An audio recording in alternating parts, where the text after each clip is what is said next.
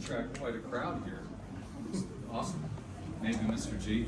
So that's Gavin and that's Frank, in case you guys didn't know. I'm Andy Serwer, and this is going to be a really fascinating conversation, I think, because I'm so intrigued by what these guys are building, and there's a lot to talk about.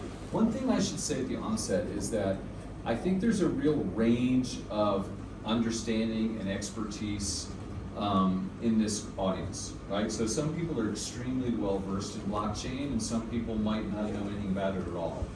Some people might be intimately familiar with Mr. Frank McCourt, and some people may have never heard of him. Same with Gavin. So I think we need to be patient with each other, understanding that we're coming from different perspectives and different levels of knowledge here.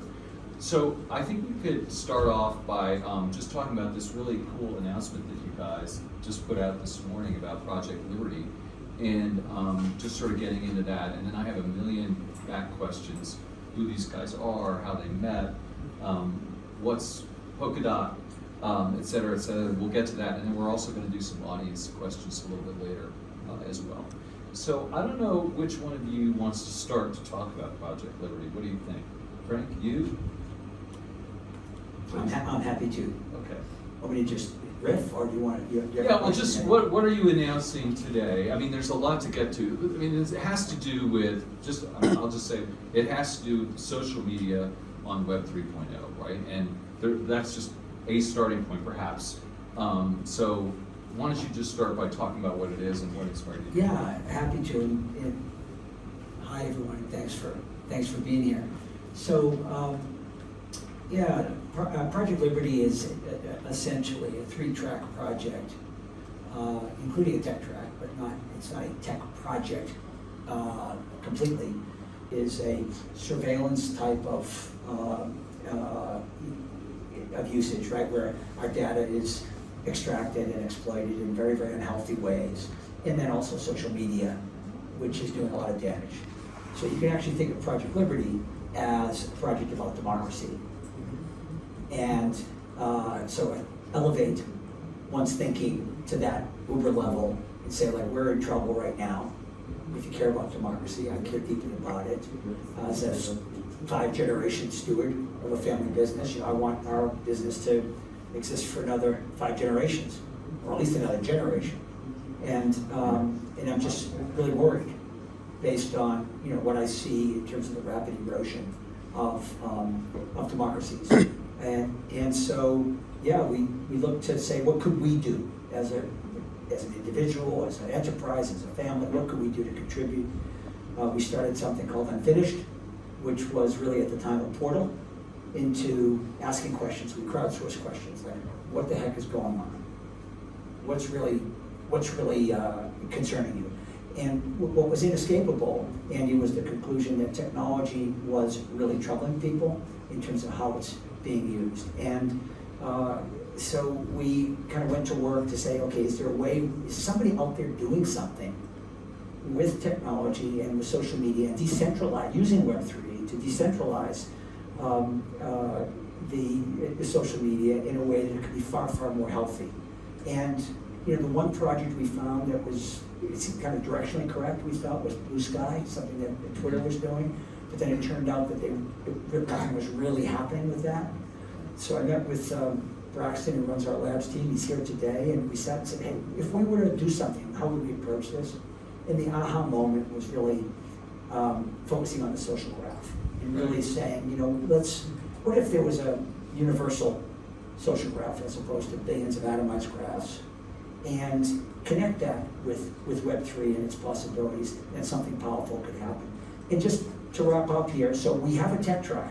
It's a really important one. We've launched, the DSMP is open source, it's been gifted to the world. The 1.0 version went out late last summer. But like I say, even though there's an important tech track, it's bigger than a tech project. Unfinished has now become a movement, and we've launched an institute which is focused on Web3 governance, initially in Paris and DC as proxies for Europe and the US. So a lot to unpack there, but think of Project Liberty as really something about democracy. It believes that we need to fundamentally transform the way technology is currently designed, And that's where Gavin comes in. Right, and not a small endeavor then. Frank, by the way, as maybe you can tell, is an American, was in the real estate business and also owned a baseball team, Los Angeles Dodgers, among other things. And we'll talk more about his background, but Gavin, I'm sorry. Over to you. And so maybe if you could just sort of expound upon your understanding of Project Liberty and then how you're participating and working. Sure, yeah. So, I come to this obviously from the blockchain technology side. When I got into blockchain technology, it was back in late 2013. That's when I really started coding, like putting serious time in. And it was only a few months later that I wrote this article on Web3. It's become, I don't know, somewhat seminal. And back when I wrote the article, like everything, if you went to a blockchain conference in early 2014, it wasn't called blockchain, it was called Bitcoin, right? It's hard to believe now. Everything is, NFTs and Bored Apes and DAOs, it's DeFi, it's smart contracts. These are the sort of terms that we use, and we sort of underpin it with blockchain. But back then it was really about building a new world based upon a currency. And the point of Web3 was to say this technology can do more than that, right? It's not about purely building a currency, and it's not about the things that you can do with a currency either. So, one of the sort of early, if you look at one of the very early white paper of Ethereum, it's not so much an applications platform as saying, here's a way of doing programmable money, right? That's sort of how it was positioned. And Web3 was sort of trying to flip it on its side a little bit and say, well, it's not just about being programmable money, but this can be a general applications platform that can do all sorts of different things, some of which may not have anything to do with money in them at all. And to bring it to Project Liberty, this I think is like finally one of those applications that can be built on Web3 that doesn't actually have all that much to do with the progenitors of Bitcoin, this concept of a currency. And what's it attempting to do? Well, it's attempting to, in my mind, bring back the credible expectations of users. At the moment, users have an expectation of certain things, privacy being a very notable one, right? Authenticity, another. And those expectations are really oftentimes not being met, either fully or at times not at all. And we have we have the technology to do it better. We have a pretty solid understanding of how to make things private and how to make things authentic. But at the moment, we are, broadly speaking, trusting these very centralized, very, these days, powerful and opaque, profit-driven authorities to do that for us. And that's not a great plan. That's, it's a flawed means of trying to provide these services. And I think, in some sense, Project Liberty is really just attempting to use the right technology to give those expectations back to the world. Yeah, I think it's a really great point that Gavin's making, that this is one of the first instances where we can think of Web3, blockchain, call it what you will, as something that can be really well beyond what the narrative thus far has been. It seems like the narrative has been co-opted by these currencies and these coins and some NFTs and so on. Those are just use cases that are were early adopters of blockchain, but this is really about thinking about blockchain as a fundamental game changer, and it will enable a whole new architecture and a totally transformed internet. And so it's a really significant shift, I think, in how to think about Web3, and combined with a core internet protocol, that would decentralize and create a universal social graph. That combination is incredibly powerful. and what it could enable for society is massive. And so it's a really an inflection point in terms of how to think about and how we can use Web3 and the power of this new technology.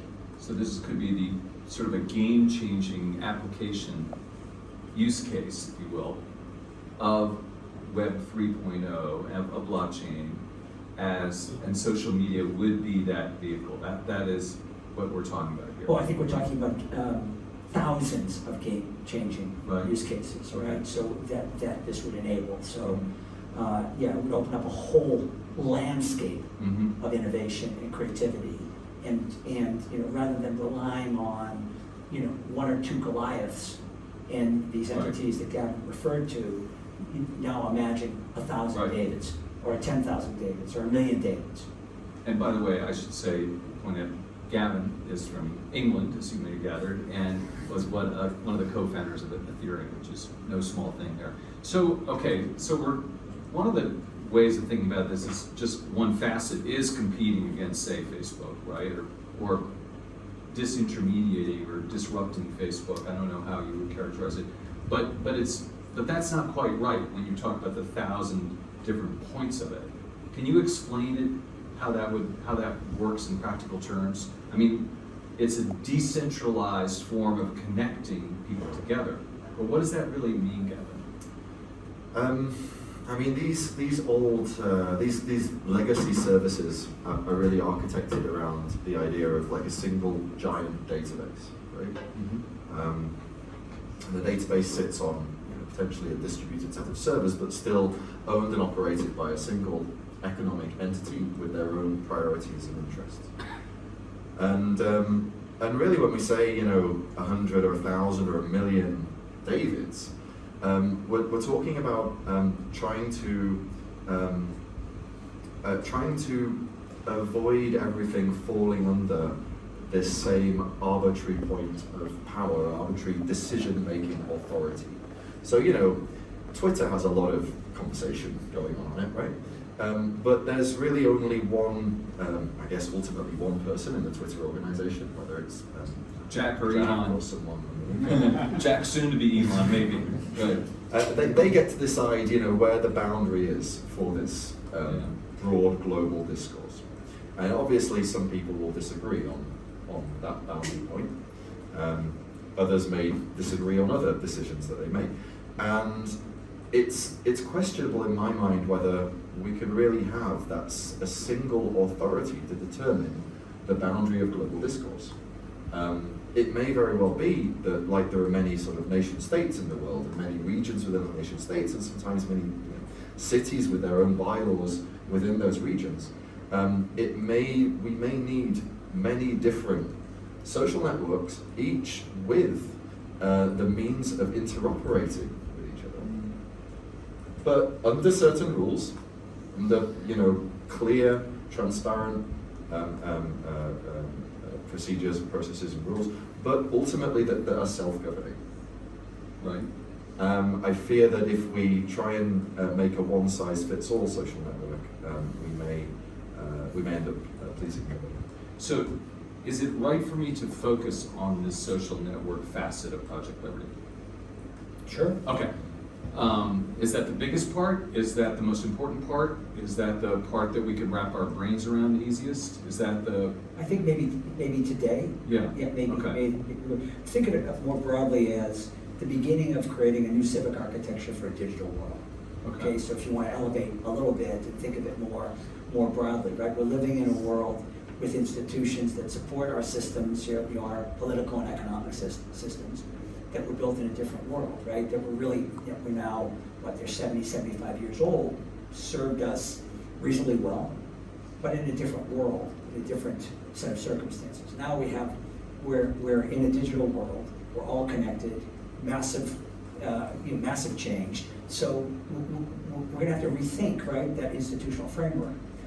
Having said that, to buy time to rethink that framework, we need to kind of put out the fire, right? And social media right now is eroding trust at scale. And by the way, democracy, capitalism, call it what you will, they're based on a simple concept called trust. So you destroy the trust, logic would say that it's impossible for the democracy, for instance, to continue. So social media is sort of prioritized as the first kind of challenge and the first thing to address. Can you give me an example? Say I'm a young woman art student in Lisbon, okay, and like I'm fed up with Facebook and Instagram and Twitter, and I like what you're saying, okay? I'm gonna cancel all my accounts, and then I'm gonna do what? Maybe not today, but tomorrow. Like, what is it gonna look like? What's my experience gonna be? Who am I connecting with and how? I think, I mean, I guess the product ultimately it will have many different faces, and it will be, although that there's the concept of like this blockchain decentralized technology back end. Yes. There's a protocol, and there's sort of this social network protocol built on top of that, which will utilize this decentralized nature of it all. Ultimately, the things that people interact with, your art student or whatever, is very will be very tailored to their own particular service.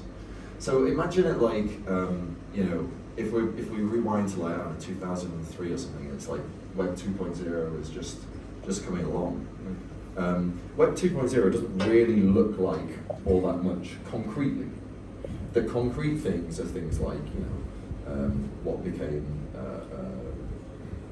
Facebook, what became Twitter, what became Snap or Pinterest. Docs, right? Right. G-Docs, anything, right. And it's not that there's like a very obvious singular thing. Rather, it's a bed for innovation to allow the social graph to be used by many different development teams, many different products, but they're all in some sense compatible with each other. Right. So let's go back to where Gavin was, just in terms of the evolution of 2.0. Yeah.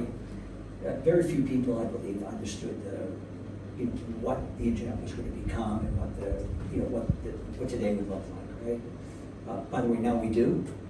So now we can actually reinvent it and have it work the way it should. But going back to this, your question about social media platforms, it was when these large platforms, or small at the time, understood the value of that data and the accumulation of that data, which what we refer to as the social graph, each of our social graphs, and kind of vacuuming up that data and then understanding that at scale, you aggregate the data, there's tremendous value in that data. And then if you apply algorithms to that, right, to optimize for things like time online or whatever, and you realize that, making people angry, outrage is a great way to optimize. Right? So if you optimize for outrage, you get outrage, okay? And this is the connection kind of to the erosion of trust that I'm talking about. But there was no framework when Web 2.0 started, no kind of set of conversations at a societal level that said, what do we want the tech to do and for whom? So the tech is really interesting and it's really powerful, but I think it's important that we also understand that Project Liberty is not a one-track project. It's not just a tech project. The tech needs to be fixed massively. But think of the governance piece and the movement piece as equally important and may turn out to be more challenging than the tech, and we need to talk about those a bit more, because I think one of the fundamental flaws in our set of expectations is that somehow the technologists are going to solve for the societal issues. And I think that's a fundamentally flawed premise. Society needs to solve for the societal issues and tell the technologists what's the framework that they should work within and innovate within. What are the guardrails that they should be between? What are the values and principles that they should be incorporating? What should they be optimizing for? It shouldn't be up to one of these large entities and its bottom line to say, okay, we're going to optimize for what I've just talked about. And we certainly shouldn't say to them, now that you've screwed it up, Why don't you decide what's good for technology, and you figure out what's good for, moderation, you figure out what's good for free speech, or you figure out what's good for censorship. These are societal concerns that a governance track needs to be. Social scientists need to understand the power of this technology and be held accountable as much as technologists need to understand the impact on humanity and be held accountable. All right, so there's a lot to jump off of there. So, okay, so first of all, the user interface might look exactly the same, maybe. Number one. Number two, the one big difference is you're gonna control your data. I mean, you're gonna own your data. That's a fundamental thing. It's not gonna be for sale by any centralized entity. Number three is that, I'll skip to the regulatory governance thing. I'm not sure how that's gonna work. That sounds like it could be really complicated, right? Well, I know what point three was. And what you're creating are sort of the technology tools for people to create these interactions, given A, that it can look like whatever they want, and B, importantly, they're gonna keep their own privacy and data, right? And so at some point you're putting these tools out, SDKs, I don't know what they are, and allowing people to create these networks that are interdependent or not, but fundamentally, they get to keep their own data and they're not going to be beholden to a big corporation. Those kinds of things, right? Yes. That's a lot. Okay, so I understand how you got there, but Frank, I have to ask you, like, how did you get there? Because you're like a real estate developer from the United States, I mean, this seems like kind of, that's not a typical thing for someone in your position to be interested in this stuff. We got there because we were concerned about, look, I mentioned 5 generations. So my great-great-grandfather came to America as a 13-year-old from Europe. And, he started a business when he was 50, started building roads when Henry Ford started building cars. We've literally been part of the American project since that time, physically building it. And we've benefited massively from the project. And now we do business around the world, and we've been, very, very fortunate. I'd like to see that continue. I care deeply about democracy, and this is just, kind of hardwired into how I was raised and what I value, and what I believe in. And so, when you look around and you see what's happening, and you see how quickly we're losing, right, a grip, and democracies everywhere are suffering, we need to do something about it. And I think when I say we, I mean we all need to do something about it. And I think what we need especially is a project, something that's creative, that's positive, that's about the future, that we can do it rather than we're stuck. We're stuck in recycling in the problems. And we know what we're against, right. But I want to know what are we for? What are we going to do? I do want to make one point, Andy. We didn't just pick Gavin and Polkadot because they're a tremendous piece of technology and the best blockchain and like I said, great technology. Yes, that was obviously a criteria, but it's a shared sense of shared values that's really driving this. It's the fact that here we have technologists, brilliant technologists, that care deeply about these same issues. Right. And that alignment of values and understanding that blockchain is a lot more than dodgy coins, right? And get rich quick schemes, right? And this, we hope, is going to shift the focus of what Web3 really is and the power of this technology to actually have a very, very positive impact on society and let us get a grip, get a hold on things moving forward. Maybe that's a good segue over to you, Gavin, to tell us a little bit about Polkadot and what that does. And you founded that after leaving the Ethereum world. So explain that a little bit for us, please. All right. Well, Polkadot is, it's many things to begin with. It's obviously it's a piece of technology. It's it's a community. It's an ecosystem, and in some sense, it's like a broad sort of belief in how things should be done, which is to say, in a multilateral way. Against the centralized decision-making, one-size-fits-all kind of mindset. At the face of it, it's blockchain. So, it's the Polkadot network, sits there on the internet, processes blocks, make sure they're valid. When I say processing blocks, it really means processing transactions. But the key sort of element of the technology is that it allows other blockchains to gather the security from the Polkadot blockchain. So it's a way of multiplying out this level of security without tying in these things that are benefiting from Polkadot security into Polkadot's opinionated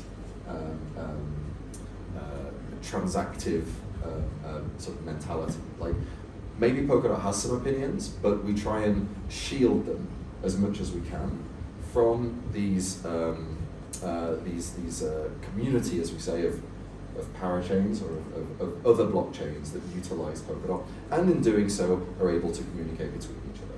So you can think of it if like traditional sort of blockchains tend to be something like a nation state. They have their own set of rules, they have their own sovereignty, they have like a sort of militaristic force, which we call miners, right? Miners are those that are sort of processing information faster than any other miners of any other chains, any sort of potential attack miners, so that their chain doesn't have any reversion attacks, any transactions that they get sort of reverted after they're expected to be finalized.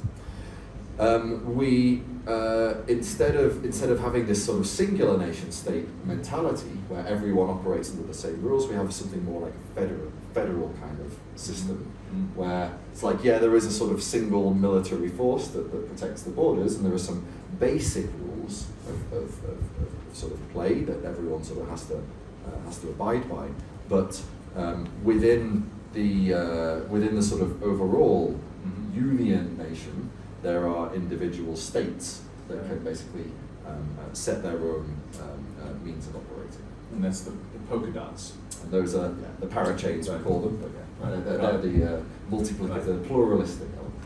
And you guys strike me as kind of an unlikely couple, right? Odd couple, I mean, if you don't mind me saying so. And so how did you meet, and how, you were hashed this out in Marseille over the weekend, or something like that?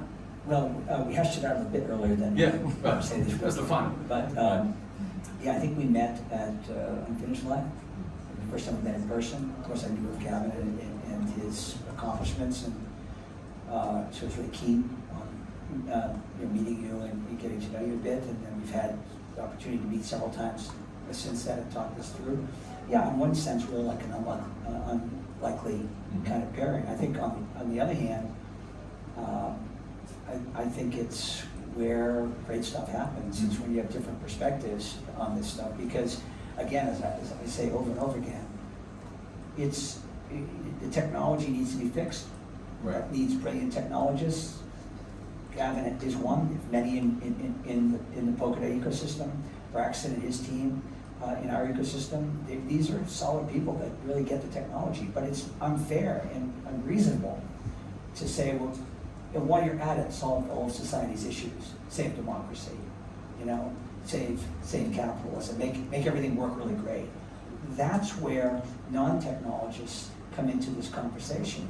This is a much bigger issue that needs to be resolved here than just the tech. I know the tech issue is fascinating and it's interesting, and we need to understand it, right?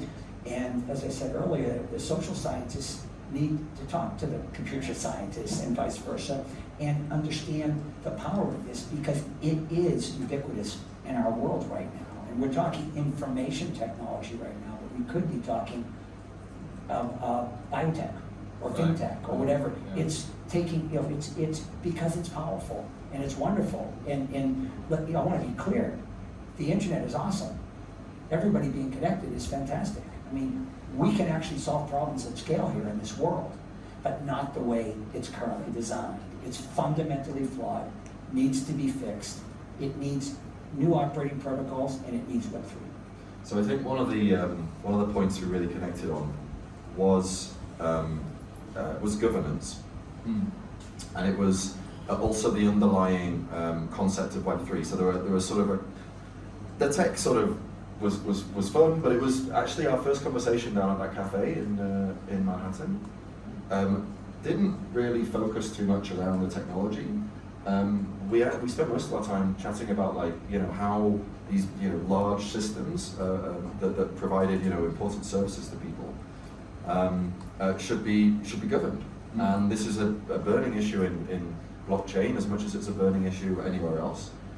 And it's also one of the sort of key areas where Polkadot's been doing a lot of innovation, and we've been trying a bunch of different things.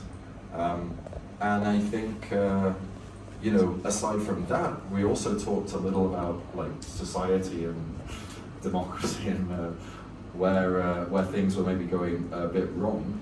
And you know, the premise of Web3 is I think very notable here. And I guess you know, it's only gotten worse since 2014 in these terms. And the terms are very simple. It's like what Web3 is about: less trust, more truth.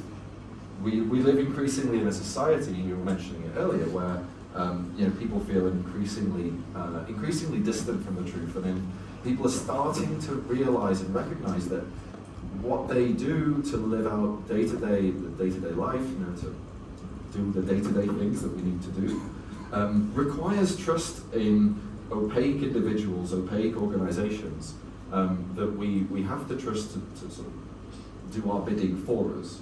Yeah. It's not like we have a choice over. We don't have much of a choice over what bank we trust in order to keep our wealth safe. We don't have much of a choice over which government we trust in order to keep us safe and provide us with the basic services that we need.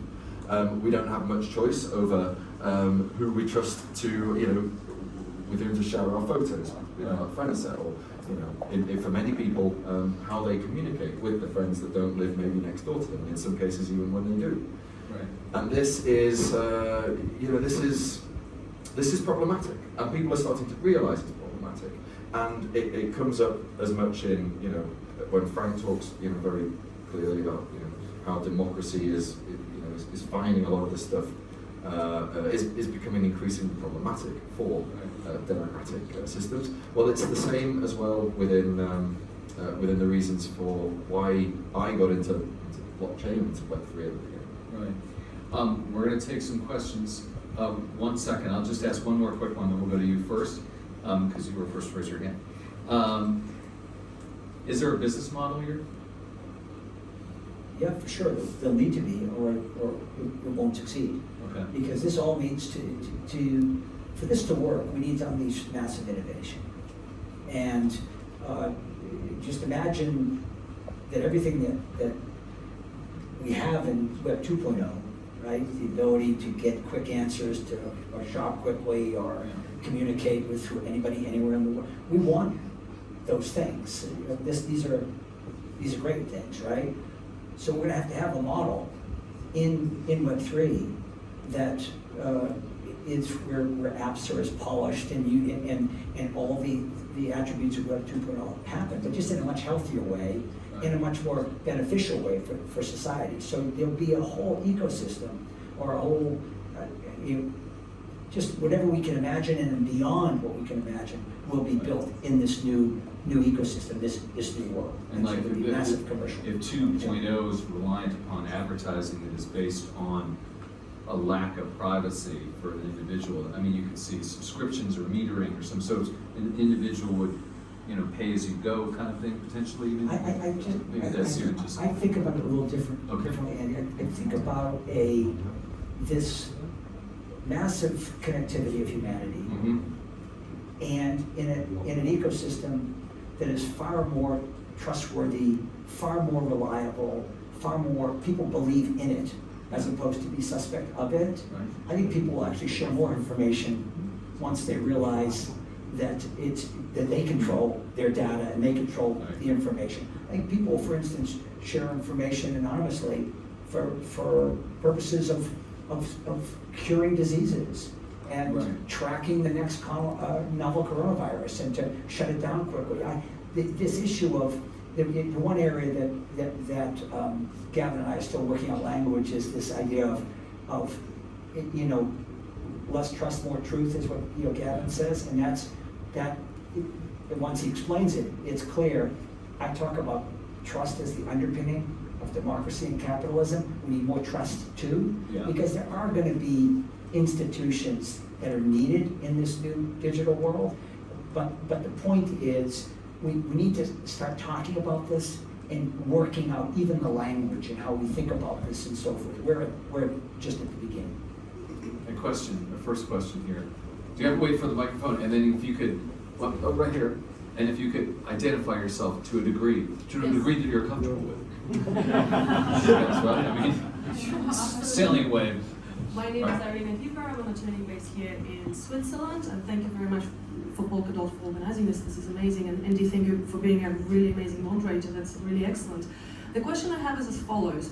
Gavin, back in 2014, you coined the term Web3, and you outlined the vision for the future of the internet. So that was, 8 years ago. And today, we all know, and Frank has mentioned it several times, that in Web 2, we, the people, we are the product. But unfortunately, in Web 3, right now, we, the people, we are the exit liquidity. So what needs to change for Web 3 to change so it's more closer to your vision, what you had envisaged, rather than what is happening now? I think we need a better. I think the answer still lies within the Web3 motto of less trust, more truth. I think the exit liquidity remark is largely due to people placing too much trust in opaque entities. So ultimately, we have to, as technologists, as product creators, we have to ensure that when people economically move into a product, they have all of the information about that product and service at their fingertips. We need more truth, right? We need less need to trust, because in my mind, a lot of the bad stuff that goes on in the world can be explained by people misplacing trust, right?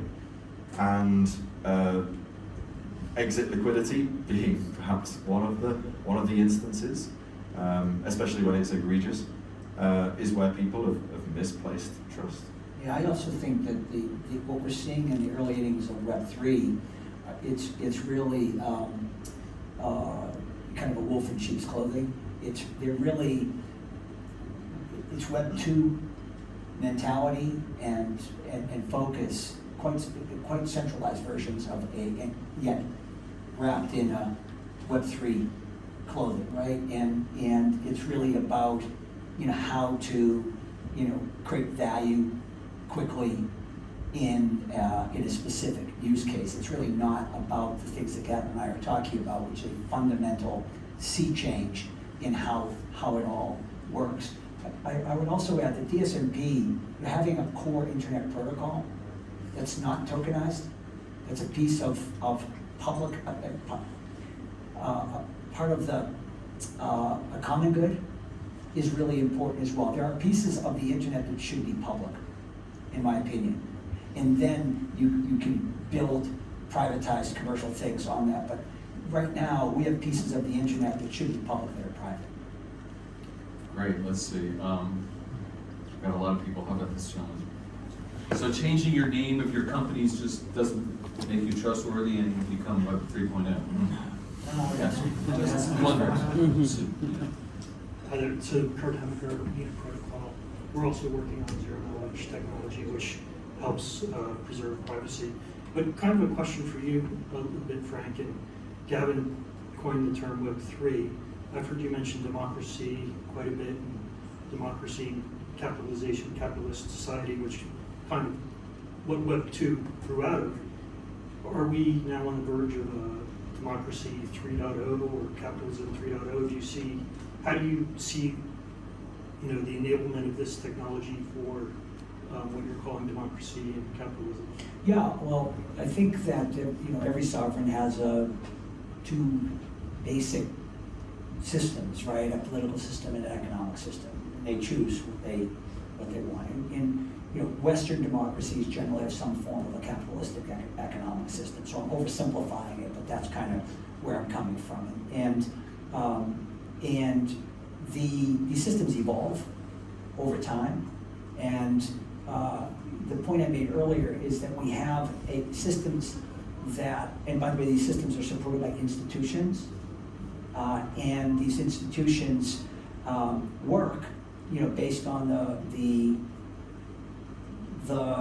their construct and the set of assumptions and the environment that they deal within. We have institutions that have been supporting democracy as we know it and capitalism as we know it, and again, it's different in Europe than the US, and I'm oversimplifying for the sake of simplicity here, but the world has changed completely with the emergence, with this technological revolution. I mean, we're on Web 3 now, right? So we had 1, 2, and we're now at 3. I think the opportunity, let's call it, because we talked a lot about the problem, is when technology resets itself, it allows us a moment to actually ask the questions, what do we want the technology to do? Do we still want democracy? Do we still want a capitalist system? Okay, if the answer is yes, then how do we want the technology to work to support those systems, right? And that's a conversation that was skipped, right? 2.0 was driven by move fast and break things. Okay, not exactly inspiring, kind of brightly shining North Star. And it did move fast, and it has breaking things, including democracy, right?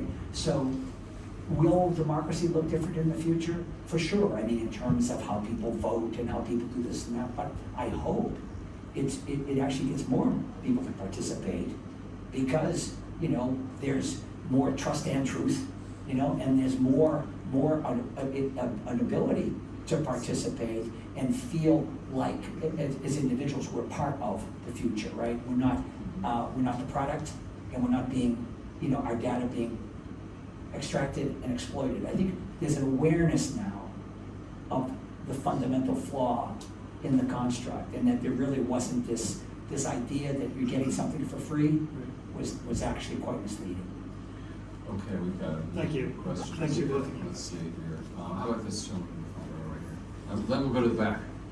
Can't skip the back. Hi, I'm Gaurav. I had one question and then another came up from Irina's. The first one was rather technical and privacy related. Other one is economical. You can choose to reject one if time doesn't allow you to. The closest we have gone to social media, privacy, and Web3 in the purview of blockchain being an open ledger, everything still remains on the open ledger, immutable ledger, as we know, is that we have separated personas, personalities, identities from that. The data still remains there, which through tiny means can always be related as and when the social media evolves to personalities and persons to be specific, and that has happened in the past with a couple of smaller ventures that were working in a smaller area, obviously not with the larger ones. No one became large, so to say. Is this something like that? Well, because if it's a social media platform, there has to be a persona, right, living there. There has to be data. The data would be on an open ledger. It takes clicks and, like you said, algorithms to patch them to identities. How are you fixing that technically, if you are?